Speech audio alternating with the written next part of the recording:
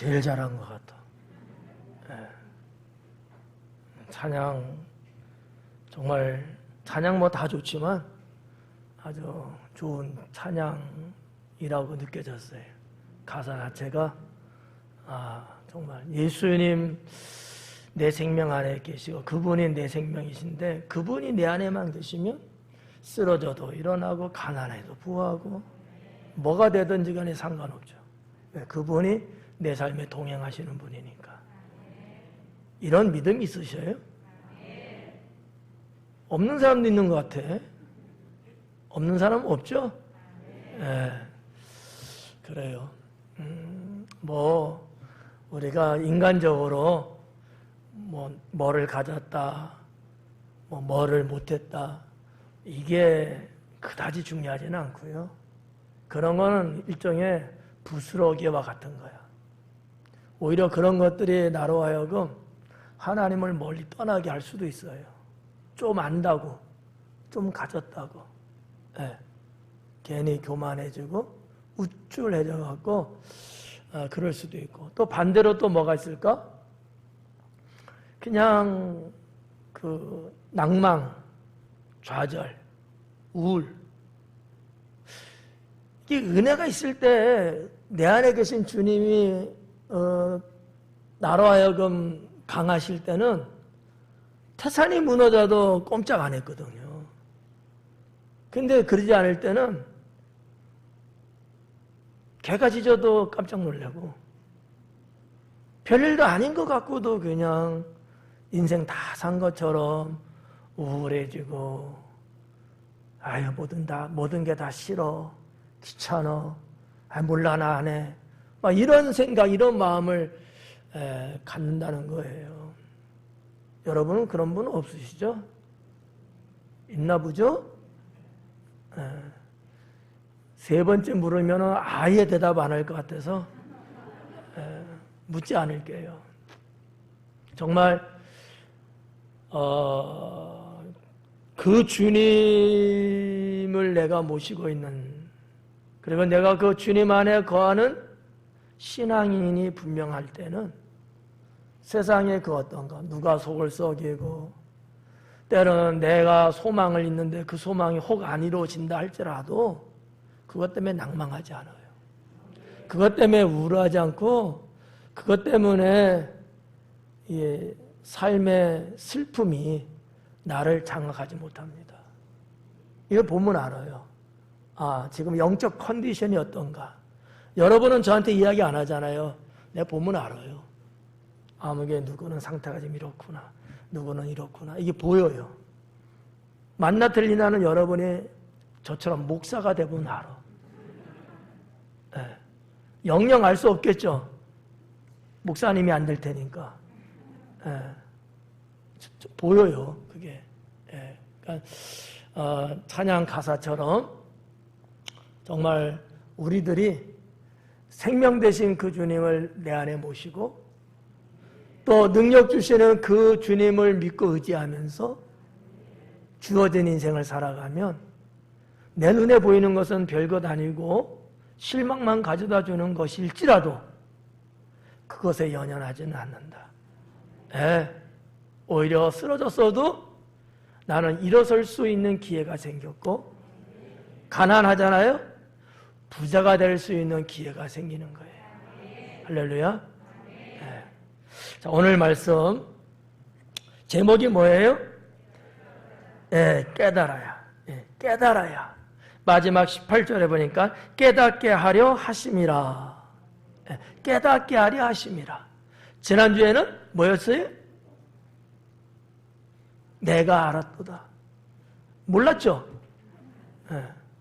이런 그 성경 말씀에 짤막한 어떤 단어들이 우리에게 던지는 메시지가 상당히 중요하죠. 그래서 뭐를 알았는지, 우리가 말씀을 통해서 뭐를 알고 주님을 믿는 신앙의 삶 속에서 뭐를 깨달았는지, 이런 부분들이 관철돼야 되는데, 자, 3장에 들어와서 1절서부터 쭉 봐왔어요. 2주에 걸쳐서 봤잖아요. 다 뭐가 있다? 때가 있다. 그 다음에는 내가 알았도다. 그 다음에는 깨달아야 시험에 나와요. 간결하잖아. 간결하잖아. 이 제목만 여러분들이 딱 느껴도 3장은 대체적으로 이러한 말씀들이구나라는 거를 좀 알 수 있게 되겠죠. 제가 강의한 것을 대충 봤어요. 수요일날 강의를 마태복음서부터 시작해서 마가복음 끝나고 누가복음 지금 3장 끝났잖아요. 여기까지 오는데 얼마 걸렸는가 한번 봤더니만 7년, 8년, 9년, 10년, 11년, 몇 년이냐면 마태복음 1장을 2016년에 시작했더라고. 8월인가. 계산해봐요. 몇 년 됐나? 7, 8, 9, 10, 11, 12. 6년 된 거야. 그러면 누가복음은 빼도 어쨌든 한 권 하는데 3년 걸렸어. 마태복음, 마가 6년 걸려서 누가복음도 아마 3년은 걸릴 것 같아요. 왜 이 말씀 드리냐 하면 저는 여러분들이 알지도 못하고 깨닫지도 못하면서 하나님 믿는 거를 원하지 않습니다. 1년을 믿다가 죽든 100년을 믿다가 죽든 내가 믿는 그 하나님이 어떤 분이고 그분이 말씀하시는 선하신 뜻이 무엇이고 우리는 그럼 어떻게 살아야 될 것이냐라는 등등의 것들을 알고 깨닫고 주님의 때를 맞춰서 살아가는 성도가 되기를 소망합니다. 이 엄청난 긴 시간 아니에요? 그럼에도 불구하고 강해를 하는 이유는 그렇다라는 거죠. 잠언 한 권만 하는데 몇 년 걸렸는지 모르죠? 홈페이지 보면 알아요. 잠언 하나만 끝났는데도 몇 년이 걸렸어. 전도서 12장으로 되어 있잖아요. 이것도 1년은 갈는지 몰라요. 더 갈는 수도 있어. 하나님의 말씀을 하나를 알더라도 제대로 알고 그 말씀을 통해서 내 영혼이 말씀에 담금질 되는. 제가 늘 말씀드렸잖아요. 우리 교회 성도 여러분들은 일당백의 성도가 되기 원한다. 표현이 죄송합니다만 오합지절 같은 성도 말고 여러분 한 사람이 100명, 1000명 정도는 능히 감당하고 이겨내고 선한 영향을 미칠 수 있을 정도의 그러한 성도가 되기를 저는 꿈꾸고 있습니다. 여러분들이 그렇게 되길 믿고 그러기 위해서 지금도 부단하게 가고 있는 중이라고 확신합니다. 자, 오늘 14절부터인데 한번 보도록 하고요. 오늘 이 14절부터 18절에 있는 말씀이 제가 준비하는 가운데 느낀 바가 뭐냐면 별로 할 것이 없는 것 같기도 하고 그러면서도 또 무슨 말인지 어려운 것 같기도 하고 그것을 파헤쳐 보니까 너무나 할 것이 많기도 하고 이게 그런 거예요. 셋 중에 하나만 골라봐요. 뭐가 좋을런지. 18절까지 쭉 가는데 저도 저의 어떤 한계, 저의 무능함, 강해를 준비할 때마다 느끼곤 합니다. 제가 하나님이 아니기 때문에 저도 얼마나 모르는 것이 많겠어요. 모르는 것이 많기 때문에 더 많이 준비할 수밖에 없고 더 시간을 투자할 수밖에 없겠죠. 능력 있는 분들은 한 10분만 하면 다 알 텐데 저는 그게 못 되니까 그게 안 되더라고. 근데 오늘의 이 말씀도 여러분들이 잘 들으셔야 하나님 기록된 말씀에 좀 더 접근할 수 있지 않을까 이렇게 생각되어집니다. 자, 14절에 하나님께서 행하시는 모든 것은 영원히 있을 것이다. 그래요. 하나님께서 행하시는 모든 것은 영원히 있다. 하나님께서 행하는 것이 그럼 도대체 뭐냐? 라는 거죠. 그것은 3장 1절부터 8절에 기록되어 있는 때에 대한 거예요. 뭐 잠잘 때가 있으면 일어날 때가 있고, 그죠? 일할 때가 있으면 쉴 때가 있고, 심을 때가 있으면 거둘 때가 있고, 때에 대한 말씀이었잖아요. 이것이 누가 해놓은 거예요? 하나님께서 행하신 것들이거든요. 그건 다 영원하다. 세상이 뒤죽박죽되고 사람들이 뭐라 할지라도 하나님이 행하신 이와 같은 것들은 영원하다. 불변이라는 거예요. 이 지구가 끝날 때까지는. 왜냐하면 하나님이 이와 같은 자연의 현상, 자연의 순리, 자연의 이치, 이런 것들을 정하셨는데, 이거는 이 지구상에 해당되는 내용들이거든요.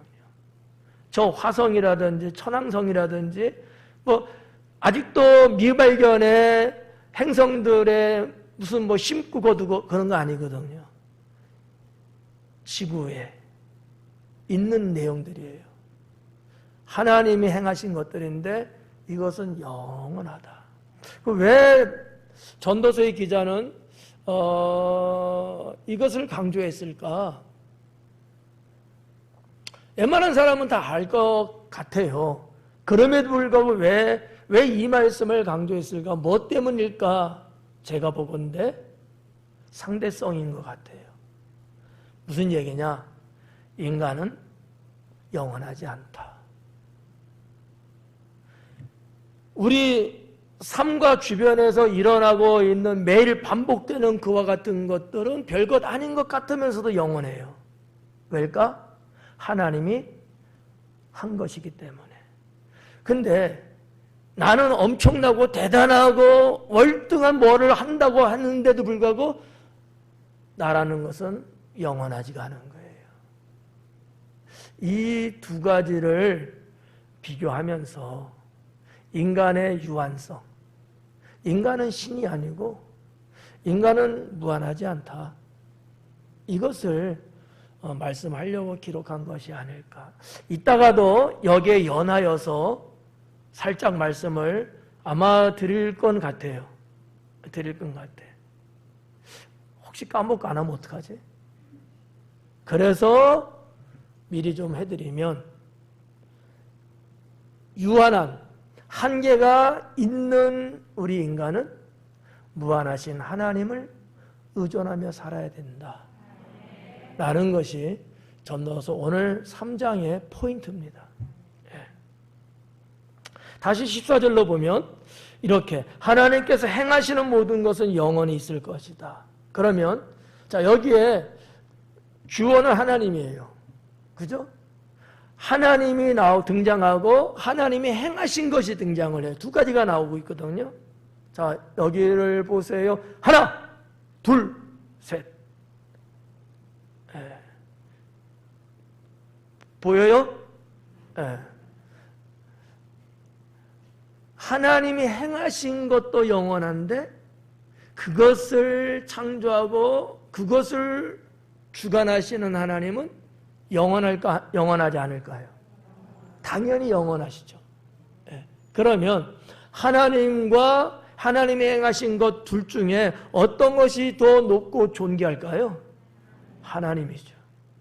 그런데 이 땅의 사람들은 그 하나님을 보기보다 하나님이 행해 놓으신 그것만 보고 그것만이 제일인 것처럼, 그것만이 최고인 것처럼, 어떤 이들은 그런 거를 믿고 그런 거를 신봉하고 그런 거를 쫓아가고 그것 때문에 아웅다웅하고 그렇게 살더라는 거죠. 틀린 인생이라는 겁니다. 그런데 솔로몬은 그 백성들에게 뭐를 전하고 있는 거예요? 너희들은 전능하신 여호와 하나님을 믿는 자들이요 그의 백성이니 그가 영원하신 것처럼 너희도 영원해야 된다 라는 겁니다. 예. 그래서 우리가 알고 있는 신앙이 있잖아요. 우리가 갖고 있는 신앙이 있잖아요. 우리는 이 땅을 살면서 주어진 연수를 살다가 생명이 끝나면서 죽어요. 그러나 우리의 삶은 끝나는 게 아니고 하나님 나라에서 영원히 이어진다는 거. 네. 이 부분까지도 히브리인들이 갖고 있었던 사상이고요. 또 전도서를 통하여 솔로몬은 강조라고 할까 표현이라고 할까 그렇게 말씀한 것으로 저는 느껴집니다. 자, 아무튼 인간의 유한성 반면에 하나님의 무한성, 이 두 부류 속에서 우리는 인간이니까 무한하신 하나님 그분을 의존하고 그분을 믿으면서 살아야 된다. 그래야 영원한 하나님의 은총이 나에게도 주어지는 것이다 라고 하는 거죠. 자, 그 다음에 그 위에 더 할 수도 없고 그 위는 어디예요? 하나님께서 행하신 것, 그것들 위에 더할 수도 없고 감할 수도 없고 추가할 수도 없고 뺄 수도 없다는 거예요. 하나님이 행하신 그것은 고유한 것들이다. 인간이 손대서 되는 것이 아니다 라고 하는 것이죠. 저는 이런 말씀을 대할 때마다 21세기를 살아가는 현대인들의 초과학적인 진보, 좀 표현이 좀 어려울까? 요즘 얼마나 여러분 우주적으로 발전해 나가고 정말 나름대로 과학이 고도로 발달한 나라에서는 우주를 개척한다고 막 이러잖아요. 근데 아직까지도 거기에서 얻어지는 것은 아무것도 없습니다. 제가 대략적으로 알 때는 아마 미국이 아폴로 11호 달 탐선 착륙했을 때가 공식적으로 아마 우주 개발의 첫 발이지 않았을까요? 물론 그전에도 발사는 했었어요. 그러면 그때가 언제예요? 1973년인가? 벌써 몇 년 됐습니까? 50년 됐네요. 얼마나 많은 돈을 거기다 쏟아붓고 얼마나 많은 인류, 과학자들, 사람들이 투입됐냐고요. 거기에 비해서 손에 잡을 수 있는 것은 없더라. 우주에 있는 어느 행성, 어느 항성, 어떤 곳에서 인간이 살 수 있다든지 뭐 등등의 이런 게 없잖아요. 알아낸 것은 그 항성이나 행성의 지질학적인 부분들, 우주의 어떤 약간의 그 흐름과 변화, 뭐 이 정도에 국한되어진 지식의 발견. 그거 다거든요. 이게 무슨 얘기냐면 하나님이 창조하고 하나님이 계속 영원토록 운행할 수 있도록 이렇게 이끌어가는 이 모든 것들, 여기에 인간이 더하거나 덜할 수 없다 라는 걸 깨닫는다는 거죠. 오전 예배 때도 말씀드렸지만 우리 달나라 탐사선 발사해갖고 지금 저 우주에서 달에 착륙하려고 궤도를 지금 돌고 있거든요. 뭐 석 달인가 넉 달 정도 걸린다고 그러더라고요. 수천억을 가지고 했는데 저게 과연 얼마만큼의 유익이 있을까? 선진국이 그렇게 하니까 우리도 덩달아하는 것은 아닌지, 정말 그렇게 해갖고 우리가 색다른 특별한 우리만의 어떤 것들을 달에서 발견하는 것이 과연 있을까? 뭐 이런 생각을 저는 뭐 목사지만 생각을 해봤습니다. 전도서를 그러한 것들에 이렇게 끼워놓고 볼 때에 오늘 24절의 말씀이에요. 그 위에 더할 수도 없고 그것에서 덜할 수도 없나니 하나님이 이같이 행하심은 사람들이 그의 앞에서 경외하게 하려 하심인 줄을 내가 알았도다. 좀 전에 말씀드린 것처럼 하나님 의존하며 살게끔 하나님이 해놓으셨다는 거죠. 예. 다른 데 한눈 팔고 다른 것에 연연하고 다른 그 어떠한 것에 주어진 인생을 허비하고 살 것이 아니고 영원하신 하나님만 의존하고 살게끔 했다고 하는 거죠. 이것을 깨달은 자는 지혜자요 깨닫지 못하는 자는 우매자라 라는 것이 잠언의 말씀이었습니다. 사랑하는 성도 여러분, 여러분은 어떠십니까?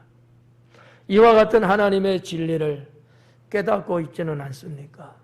그러기 때문에 내 인생 앞에 수없이 펼쳐지고 오고 가는 것들보다는 하나님을 믿는 신앙과 주님이 허락하시는 것으로 만족함을 갖고 살아가는 성도가 아니겠습니까?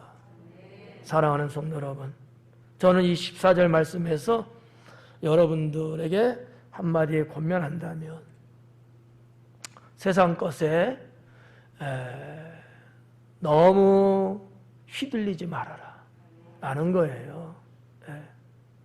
제가 오늘도 아까 오후에 잠깐 그런 생각이 문득 들더라고요. 나는 이 나이 먹도록 살면서 이렇게 여기서 살면서 과연 나는 행복한가 불행한가? 나하고 다른 인생을 사는 사람이 엄청나게 많고 정말 여러 가지 혜택과 유익을 반복적으로 자기 것으로 만들면서 사는 사람들 많거든요. 물론 그렇지 못한 분들도 많겠죠. 그런 것들과 대조해 봤을 때 나는 딱 한 번 이 땅에 주어진 인생인데 나는 어떻다고 말해야 될 것인가 라는 생각을 잠깐 해봤어요. 뭐 여러분이 저를 볼 때 어때요?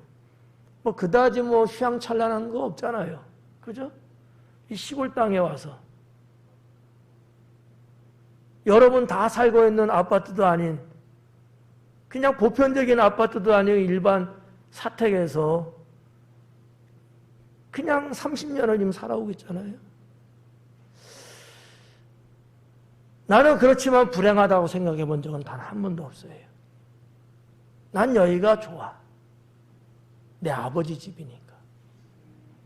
그런데도 불현듯 생각이 난 거야.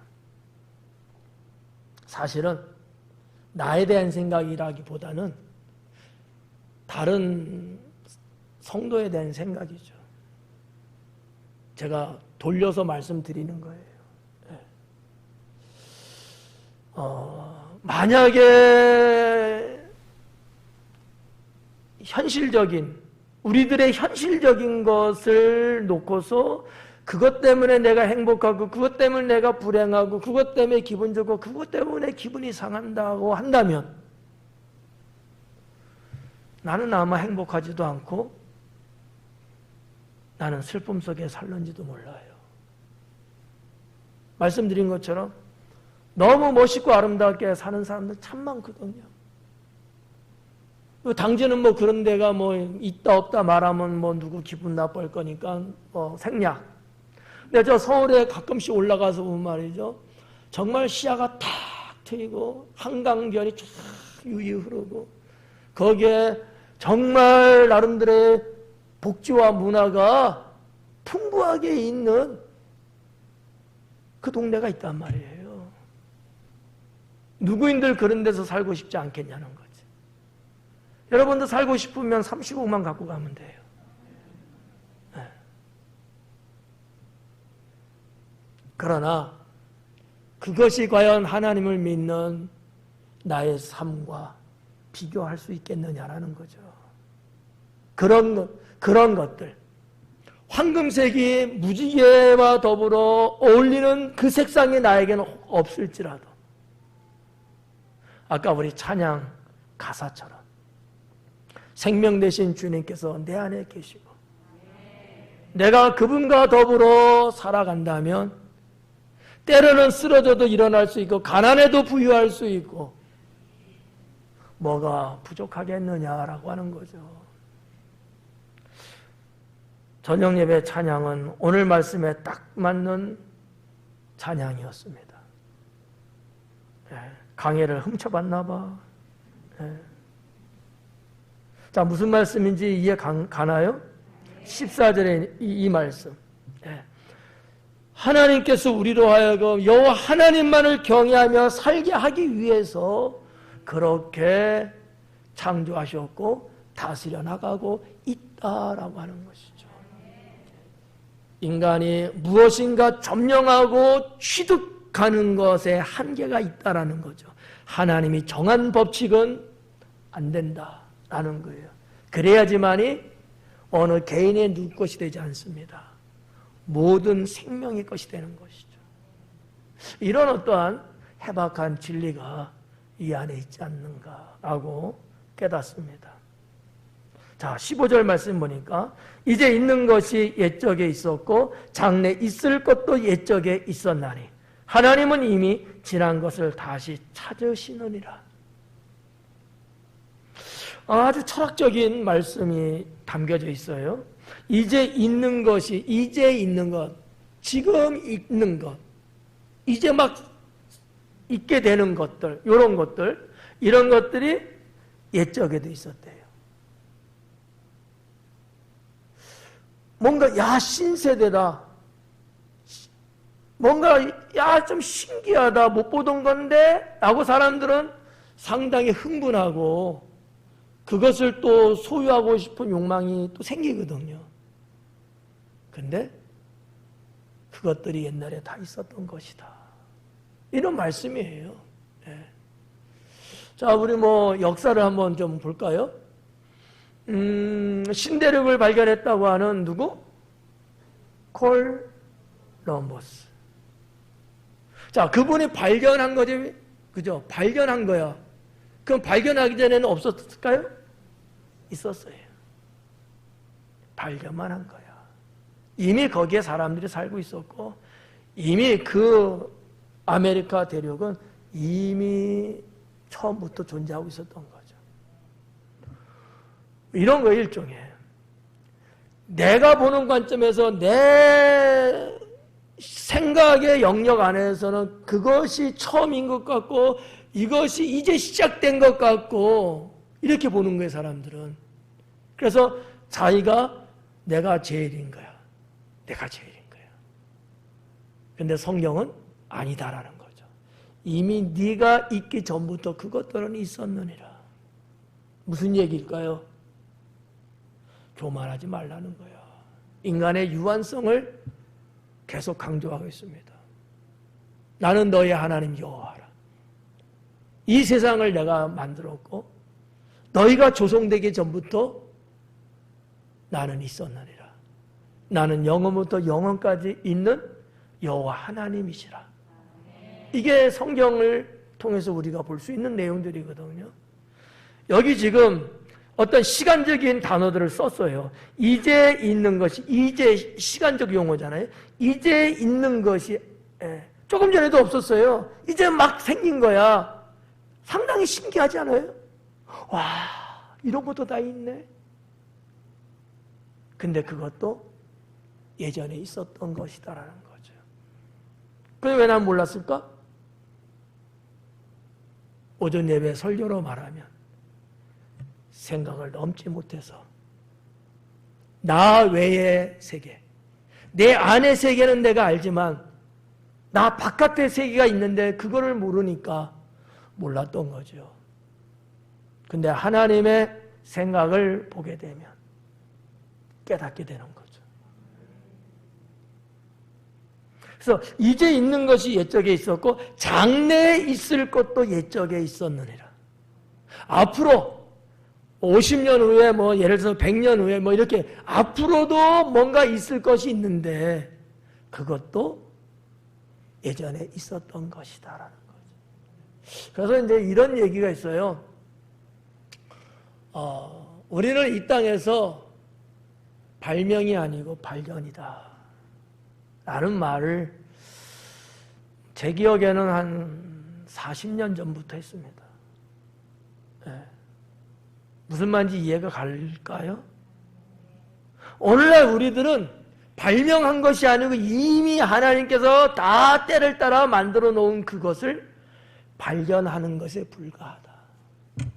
뭐 불도 뭐 발명했다고 그러고 뭐 그러잖아요. 전기 발명했다고, 자동차도 발명했다 그런 말 하잖아요. 그러나 하나님의 세계 안에서는 이미 그와 같은 원조, 근원 다 만들어 놓은 것이라는 거죠. 그래서 발명이라는 단어보다는 발견이라는 단어가 맞지 않느냐, 이런 말이 수십 년 전에 있었다고.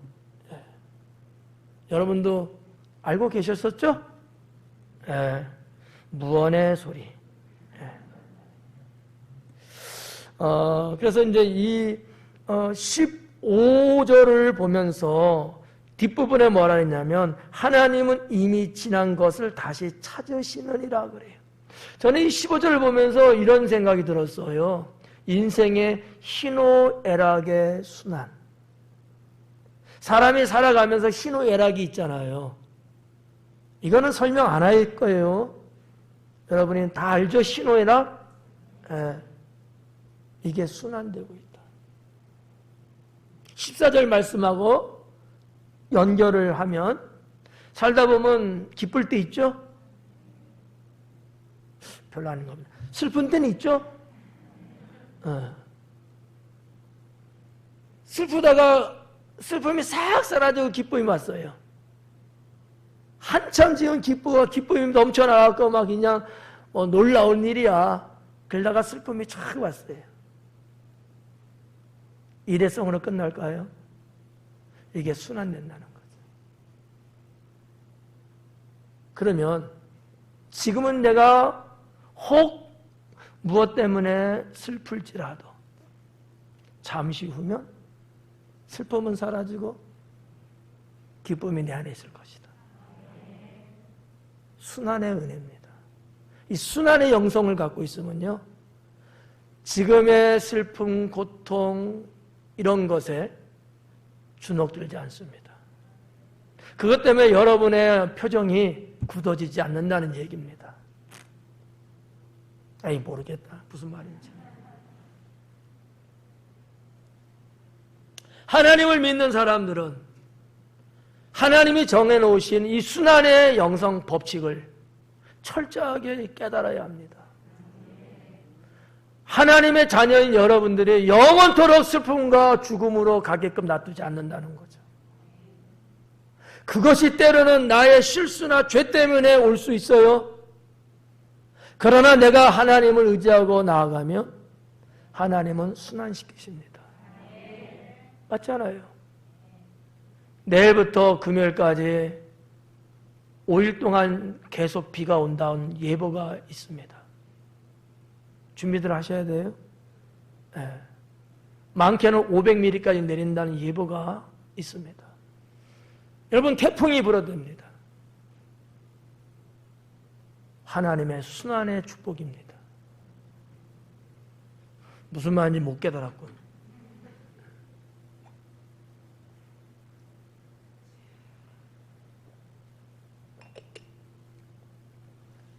이 세상을 하나님이 순환시키지 않으시면 고요했고 썩고 죽습니다. 태풍을 통하여 바다를 섞으면서 순환시키고요, 생명의 자연계를 섞어서 더 많은 생명이 유지될 수 있도록 해나가십니다. 근데 우리들은 그런 걸 못 보고 당장 나한테 이익이냐 손해냐 이것만 보다 보니까 좋다 나쁘다라는 단답형의 인생을 살게 됩니다.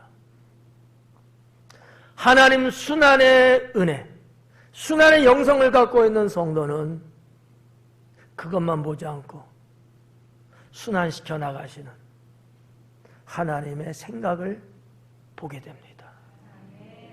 이런 사람이 큰 사람이 되는 거죠. 15절에서 여러분은 이것을 깨달을 수 있기 바랍니다. 이전에도 있었고 지금도 있고 장래도 있고, 없었던 게 아니고 있었던 것을 다시 하나님께서 순환 되살아나게 하시면서 필요한 것들을 다시 공급하시고, 소모시켰으면 다시 또 공급하시고, 한 번만 주어지는 것이 아니라 때를 따라서 하나님께서 지속적으로 그의 자녀들에게 공급하시는 은혜가 있다라고 하는 것이죠. 그래서 뭐라 그래요? 하나님은 이미 지난 것을 다시 찾으시느니라. 저는 이 말씀에도 그냥 저 나름대로의 해석이에요. 때로는 우리가 인생을 살아가면서 잃어버리는 것들이 있어요. 하나님께도 잃어버리는 사람들이 있습니다. 어떤 사람은 지금 하나님 떠나 사는 사람들이 있습니다. 어때요? 그렇지 않아요? 그러나 하나님은 다시 그를 찾습니다. 네. 지금은 떠나서 주님 곁에 없지만, 그러나 하나님은 다시 그를 불러냅니다. 그런 하나님이라는 거예요. 다시 찾으시는 하나님. 다시 찾으시는 하나님. 여기에 소망이 있는 거예요. 여기에 기대치가 있는 거고요. 이게 축복이라고 저는 믿어요. 네. 그렇잖아요. 지금 현재 나의 이 모습만 가지고서 주께서 평가하시고 여기에 따라서 옳고 그름을 논하신다면 나는 과연 주님 앞에 설 수 있을까?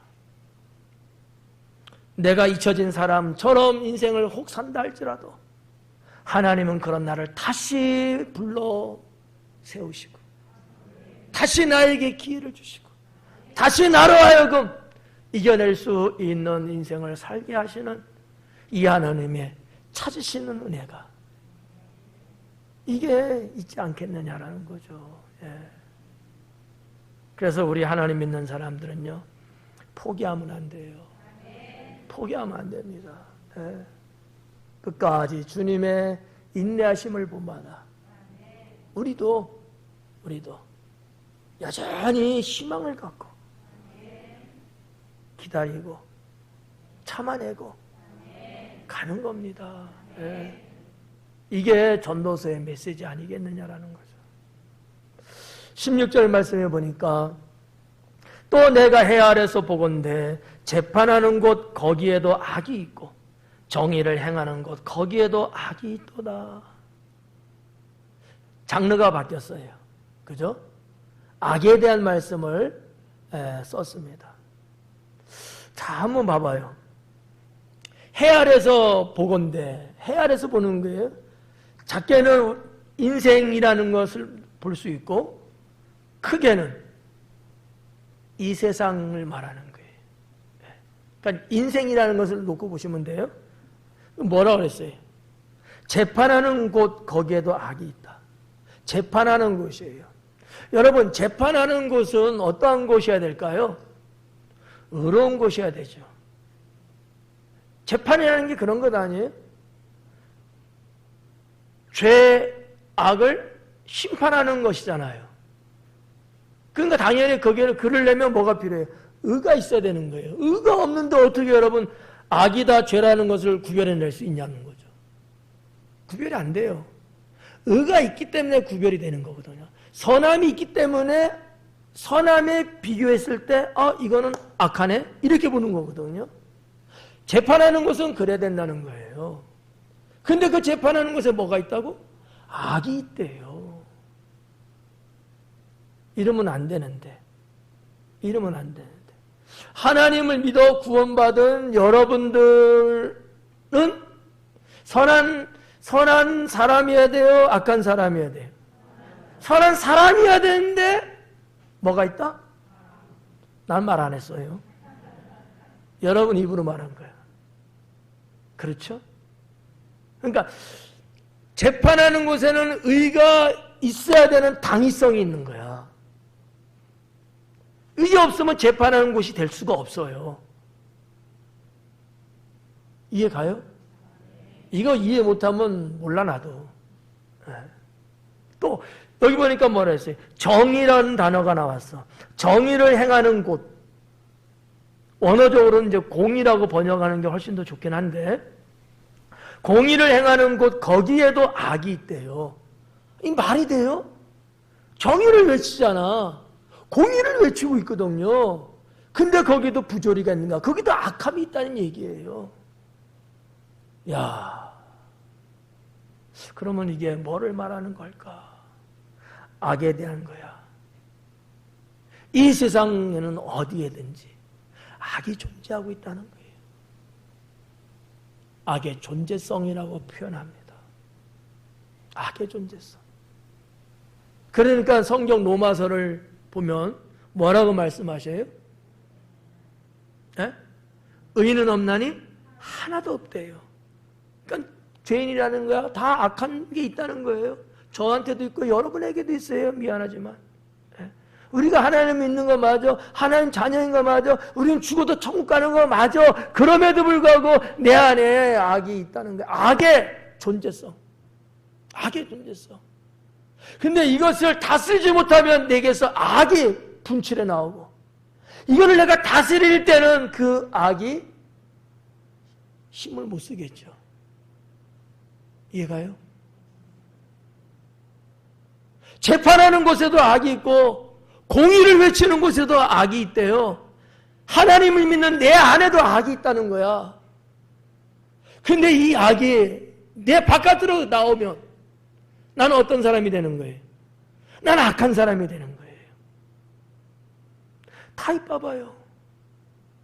그렇게 의롭다고 하는 사람, 하나님 한 분으로 만족하고 하나님을 최고로 여겼던 다윗 아니었어요?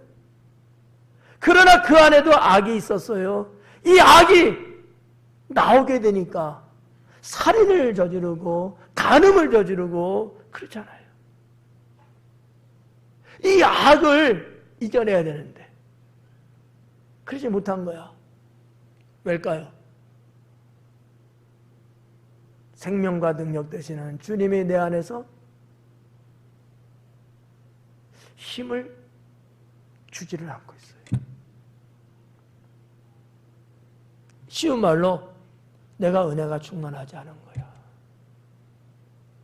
하나님을 의존하고 하나님에 의해서만 살아가려고 하는 이런 영적 능력이 충만하면 되는데, 엄한 것들 쳐다보고 엄한 생각하고 어딘가 내가 정신 팔리고 어딘가 미친 듯이 이 땅의 것들을 생각, 바라봄, 의지 이러다 보니까 이 영적 능력이 소실되고 적어지는 거죠. 예.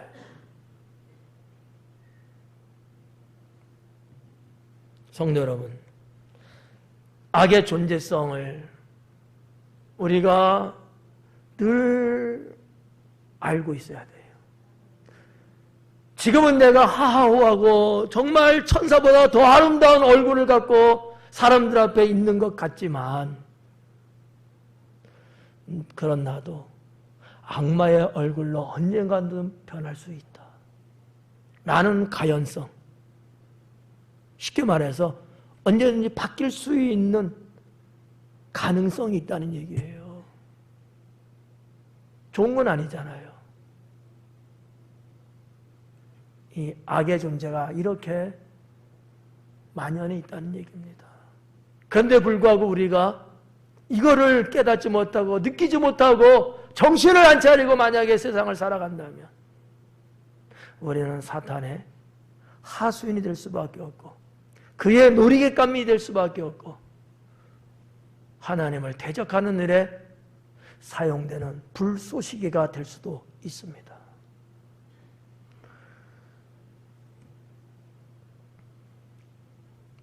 인간의 부패성이 얼마나 큰지 16절에서 찾아볼 수도 있지 않을까라고 저는 생각합니다. 인간의 부패성. 지금 제가 여러분 볼 때는요, 다 믿음의 사람이고 정말 뭐 법 없이 살고 그냥 하나님의 은혜로 살고 오직 믿음, 오직 은혜, 오직 말씀, 뭐 이렇게 사시는 분들로 보여. 근데 인간의 부패성이에요. 얼마든지 언제든지 부패해질 수 있다라고 하는 거죠. 그렇잖아요. 여러분 생각해봐요. 재판장을 악한 사람을 재판장으로 뽑을 수 있어요? 아니잖아요.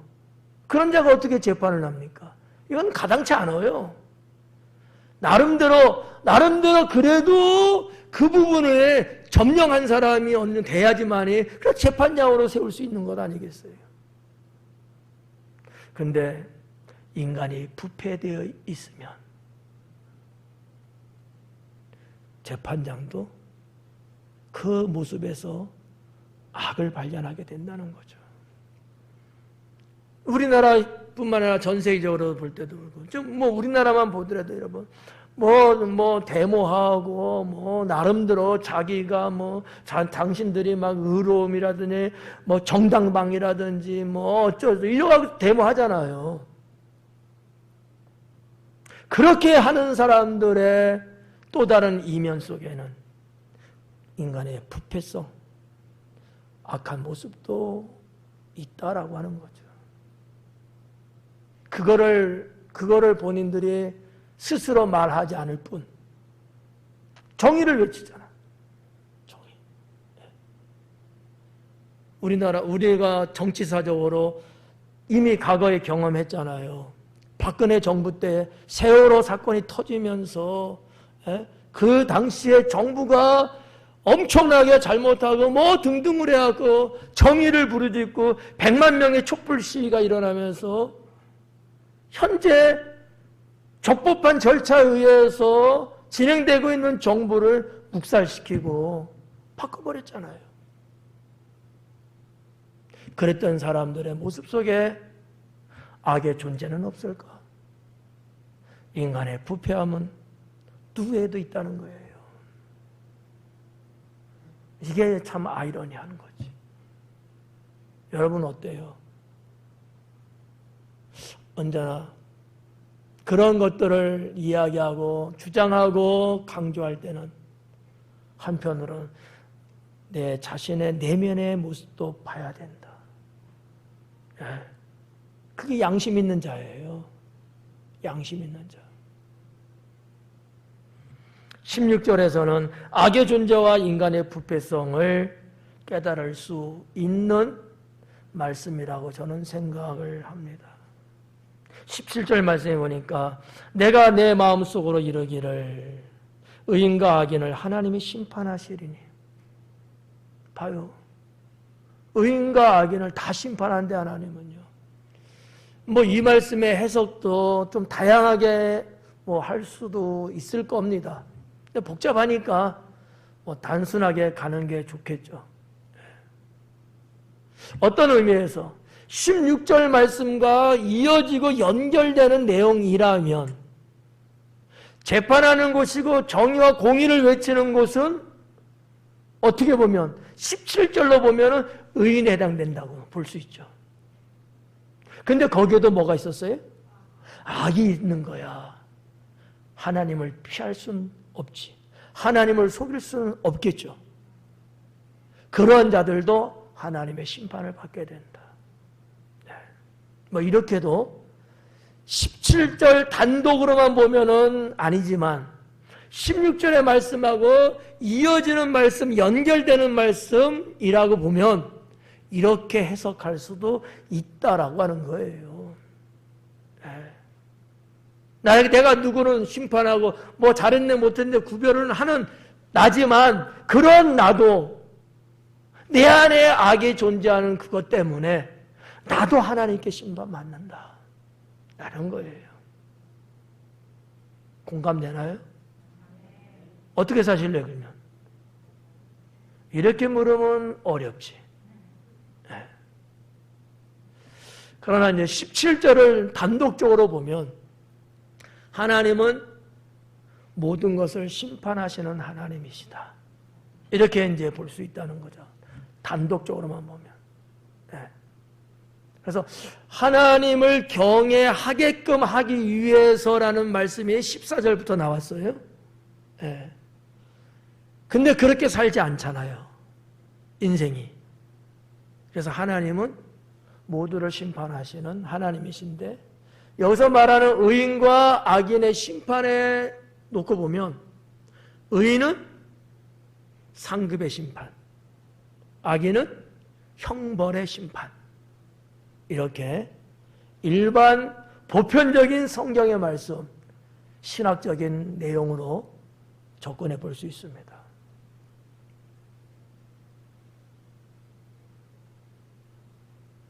내가 내 마음속으로 이르기를 의인과 악인을 하나님이 심판하시리니 이는 모든 소망하는 일과 모든 행사에 때가 있음이라 하였으며, 17절 뒷부분에서 앞부분에 답을 내리고 있습니다. 하나님이 그렇게 때를 따라 정해놨다라고 하는 거죠. 그러면 우리가 계시록적으로, 종말론적으로 볼 때에 시작은 있었어요. 종말도 옵니다. 그때는 하나님이 모든 것을 다 심판하신다. 이렇게도 구약과 신약의 말씀을 이렇게 볼 수도 있다라는 거죠. 어떠한 분이 어떻게 해석하느냐에 따라서 이 내용은 다양하게 할 수 있는데, 뭐가 되든지 간에 제가 볼 때는 다 우리가 신앙생활하는 데는 유익한 말씀이라고 저는 생각합니다. 네. 16절하고 이어지는 것으로 해석해도 좋고, 17절 단독으로 봐도 좋고, 신약의 종말론적으로 내다봐도 좋고, 하나님을 절대적으로 믿고 사는 이에게는 하나도 손해볼 것은 없는 해석이 아닐까, 이렇게 생각하는 거죠. 18절 말씀에 보니까 내가 내 마음속으로 이르기를, 17절에도 내가 내 마음속으로 이르기를, 18절에도 내가 내 마음속으로 이르기를, 내가 나한테 독백하는 거예요. 내가 나한테 지금 말하는 거야. 속으로. 그 얘기예요. 인생들의 일에 대하여 하나님이 그들을 시험하시리니. 17절과 18절이 어떻게 보면 좀 이어지는 것 같잖아요. 네. 조금 메시지 이미지가 비슷하잖아요. 17절에서 심판이라는 말씀이 나왔고 18절에서 시험하신다는 말씀이 나왔어. 네. 그들이 자기가 짐승과 다름이 없는 줄을 깨닫게 하려 하심이라 하였도다. 자, 봐봐요. 14절과 18절 말씀 한번 두 개만 딱 띄어서 볼게요. 14절에 이같이 행하심은 사람들이 그의 앞에서 경외하게 하려 하심인 줄 내가 알았다. 의도적인 게 있다는 거죠. 18절에도 보니까 자기가 짐승과 다름이 없는 줄을 깨닫게 하려 하심이라. 14절의 의도도 18절의 의도도 그렇지 않은 사람에게 깨닫게 하기 위해서, 알게 하기 위해서 하나님이 주권적으로 의도적으로 그렇게 했다는 얘기예요. 어려울까요? 어렵지 않죠? 어려워도 나는 해 그냥. 그럼 한번 18절을 한번 보자고요. 내가 내 마음속으로 이르기를 인생들의 일에 대하여, 인생들의 일입니다. 인생들의 일이라고 했는데 그 전도서의 히브리어를 보면 사람의 아들들이라고 되어 있어요. 이걸 이제 인생이라고 번역을 해놨더라고. 사람의 아들들에 대하여. 사람의 아들들이야. 이것도 상당히 신학적으로 또 파고 들어가면 캐낼 게 많아. 사람의 아들이라고 함은 솔로몬이 일반적인 사람을 말하는 건지 아니면 하나님을 떠나 사는 세상의 사람들을 말하는 건지. 보편적으로 우리가 성경을 볼 때 사람이라는 얘기는 그런 개념이 강하거든요. 거기다가 사람의 아들들이거든요. 여러분, 창세기를 거슬러 올라가면 바벨탑 사건이 나오지 않습니까? 그때에도 표현된 바가 사람의 아들들이었어요. 출애굽을 하고 이스라엘 백성들이 가나안 땅을 향해 나갈 때에 이스라엘 민족, 하나님의 택한 민족들을 거스리고 방해하고 조작했던 이들도 뭐라고 했느냐? 사람의 아들들이라고 했거든요. 신약에서도 그렇고요. 그러면 이 히브리어로 되어 있는 이 사람의 아들이라는 이 사람의 아들은 하나님 없이 하나님을 떠나 살고 시편의 말씀처럼 하나님이 없다 하는 사람들을 말하는 것인지, 아니면 그냥 일반적으로 통상적으로 인생을 말할 때 사람의 아들이라고 한 것인지, 이게 좀 불분명하다라고 하는 거죠. 제가 안 할 걸 했어요. 네. 머리가 더 하얘지잖아. 네. 한번 이 지금 말씀이 있는 앞뒤 저는 문맥적인 부분들 한번 보자는 거죠. 사람의 아들들에 대하여 하나님이 그들을 시험하신다. 이 시험하신다는 말도 시험한다는 말로도 번역을 합니다만, 좀 통상적인 번역은 뭐냐면 깨끗하게 하다, 구별하다, 이런 뜻이 강하거든요. 시험한다는 단어도 물론 써요. 그 옛날에. 그러나 깨끗하게 하다, 씻어내다, 이러한 단어로 일반 용어로 많이 썼어요. 근데 시험한다는 것과 깨끗하게 씻어낸다는 것이 어떤 의미에서는 맞는 거예요. 둘이. 왜 하나님이 시험을 하실까? 왜 하나님이 시험할까요? 우리의 영혼을 정결케 하기 위해서. 하나님은요, 그의 자녀들을 죽이려고 시험하지 않습니다. 그렇잖아요? 오히려 정금같이 나오게 하기 위해서 단련시킨다는 거지. 풀무불처럼 말이에요. 그렇다고 본다면 시험이라는 단어로 우리 한국 성경은 돼 있고, 히브리 원어적으로는 깨끗하게 하다, 구별하다, 뭐 이런 뜻도 있는데 전혀 문제가 없지 않을까라는 생각을 해요. 자, 아무튼 하나님은 우리를 걸러내기 위해서, 정결하기 위해서, 바로 온전하게 세우기 위해서 시험하신다, 이렇게 볼 수도 있다는 거죠. 근데 여기 보니까 뭐라 했어요? 문제는 인생들이에요. 아니면 사람의 아들들이라는 거죠. 어떻게 해석하냐에 따라서 이 시험이 다르게 해석될 수도 있다, 이렇게 볼 수 있는데, 정확하게 결론을 낼 수 있는 건 그 뒤에 나옵니다. 그들이 누구예요? 사람의 아들들, 인생들이에요. 그들이 자기가 짐승과 다름이 없는 줄을 깨닫게 하려 합니다. 짐승과 다를 바가 없는 거를 모르고 살고 있는 거야, 지금. 그거를 깨닫게 하기 위해서 시험하신다는 거지. 그러니까 잠자고 있는데 툭, 야, 일어나. 자꾸 이렇게 치는 거야. 영민이 말고. 가만히 있는데 툭 치는 거야. 시험하는 거지, 이게 시험하는 거. 잘못 안 되지. 졸면 지금 어느 때인데 깨있을 때 아니야. 자꾸 이렇게 하는 거야. 아이씨, 왜 그래? 아이씨. 그래도 계속 하는 거야. 왜? 이래야 이 영혼이 살 수 있으니까. 시험은 말이죠, 여러 의미적으로 이렇게 해석이 가능한 거예요. 시험은 죽이기 위해서, 멸망하기 위해서, 안 되게 하기 위해서, 뭐 어쩌고 하기 위해서 하는 부정적인 의미로 단어를 사용하는 경우가 많죠. 그러나 야고보서 말씀이나 그 뒤에 히브리서에 있는 말씀과 연결해서 보면 하나님은 시험하지 않습니다. 번역의 문제예요. 사탄은 시험하는데, 쉽게 말하면 사탄은 유혹을 합니다. 하나님이 유혹 안 해요.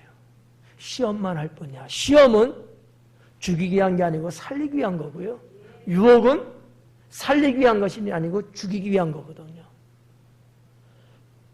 원어는 분명하게 되었는데 우리 한국 언어로 번역될 때의 차이점이 좀 커요. 네. 그러니까 예수님이 세례 받으시고 40주야를 금식한 후에 성령께서 사탄에게 예수님을 데려갑니다. 사탄이 예수님을 시험했어요? 유혹했어요? 유혹했다고 원어는 기록됩니다. 우리 성경은 시험했다고 기록돼요. 유혹과 시험은 전혀 다른 거거든요. 이런 말씀들이 야고보서 히브리서하고 맥락을 같이 하고 있다는 거예요. 여러분이 믿는 하나님은 여러분을 유혹하지는 않습니다. 여러분을 살리시고 여러분을 세우기 위해서 시험은 하십니다. 18절에서 봤듯이 더러워진 것을 깨끗하게 하기 위해서 죄악과 구별시켜갖고 따로 세워놓기 위해서 우리를 시험하는 거예요. 네. 그런 의미로 여러분이 이 18절을 보시면 좋다. 네. 그러면 여기서 말하는 인생들, 사람의 아들들. 근데 이들은 짐승과 다르다는 걸 못 깨닫고 있다는 거야. 무슨 얘기냐면 아까 바벨탑 얘기했습니다만 그 당시 바벨탑의 사람들처럼 사람들이 살아가고 있다는 거예요. 전능하신 여호와 하나님을 의식하지 아니하고 오만 가지 자기가 최고인 양 교만 떨면서 살아가고 있는 거예요. 영원히 살 것처럼. 나라는 존재가, 인생이라는 나라는 존재가 유한의 존재인데 그렇지 않고 무한의 존재라고 착각하고 있는 거예요. 죄송하지만 여러분, 나는 곧 죽을 거라고 생각하며 사신 분 없죠? 얼마 있으면 여러분 죽어요. 그래도 나는 그렇게 죽을 거라는 생각 안 하고요. 마치 이 땅에서 영원히 살 것처럼 이 땅에 그 무엇인가를 자꾸 쌓아놓고 하나님 앞에서 내가 지금 해야 되면서 살아야 될 도리는 망종한 채 살아가는 경우들이 있습니다. 이게 문제라는 거죠. 전도서를 통해서 하나님은 그것을 우리에게 말씀하고 있습니다. 짐승이 때가 되면 죽어야 살아야 돼요. 죽잖아요. 때가 안 돼도 죽더라고, 잡아먹어서. 사람들이 그걸 보면서 걔가 몇 년 살겠어요? 잘 살면 15년, 20년? 보편적으로 10년 안팎 정도 살겠죠. 물고기는 몇 년을 살까요? 이런 어떤 생명체를 보면서 영원히 산다는 생각 안 한다고요. 얼마 있으면 죽을 거라 생각해요. 정작 자기는 죽을 거라는 생각 안 합니다. 근데 하나님 뭐라고 그래요? 짐승과 별반 다를 게 없다 라는 거예요. 우리는 여기서 하나님 앞에 더 우리는 낮아지고 네.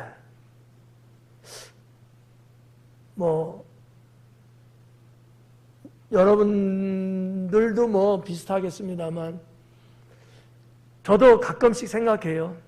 죽을 날을. 내가 몇 년 정도 살면 죽을 거야. 내가 죽을 때는 어떻게 죽을까? 자녀들에게 뭐라고 말하고 죽어야 되나? 네. 이런 생각 있잖아요. 네. 저는 그래서 죽음에 대해서 이런 정의를 갖고 있어요.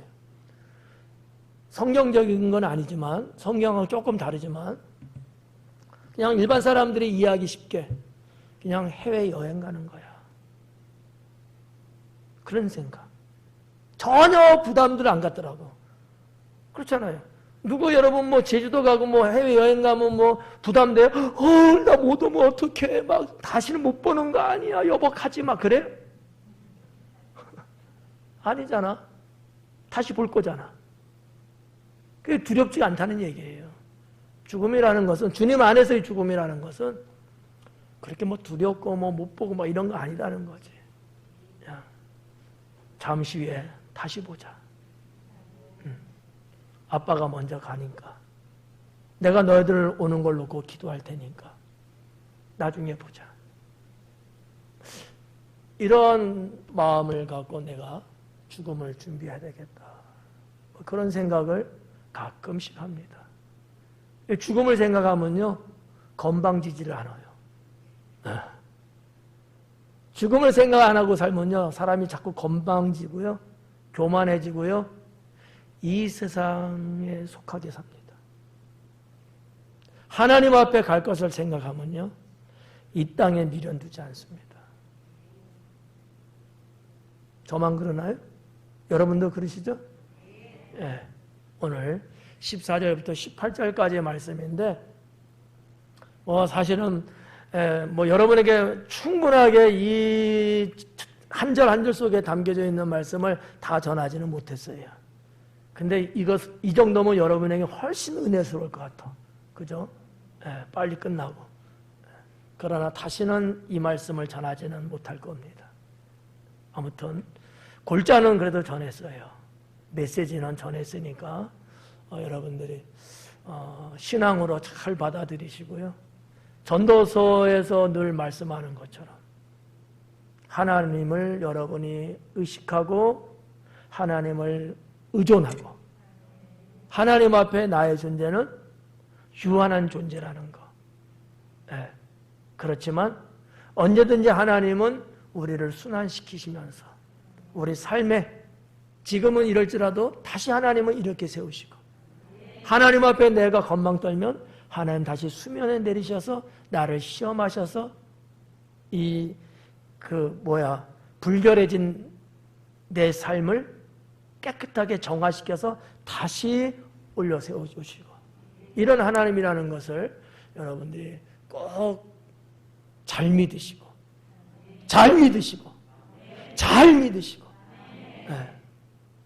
그래서 훗날 하나님 앞에 섰을 때 하나님께 잘했다 칭찬받는 우리 모두가 될 수 있기를 바랍니다. 기도하겠습니다.